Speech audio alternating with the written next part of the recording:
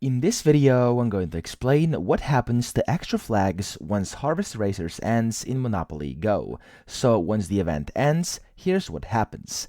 Any unused flags during the Harvest Racers event will automatically be converted into cash, which is of course a nice bonus for all the players. The extra cash can then be used to upgrade landmarks, help your progress further in the game, okay?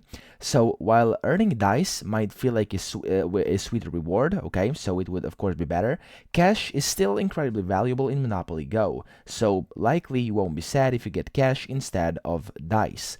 Now, you'll need it to build up and upgrade landmarks, which is, of course, what helps you level up faster, and when you level up faster, you'll be able to get more dice. And as I said, the more landmarks you improve, the quicker you'll advance on your board. So, that said, it's best to use all your flags while the event is live to maximize your chances of winning the grand prize. However, if you end up with some spare ones and you don't use them all up, you'll get some cash, so that's nice as well. So I hope this video helped you out, and if it did, please subscribe to the channel and help me out as well.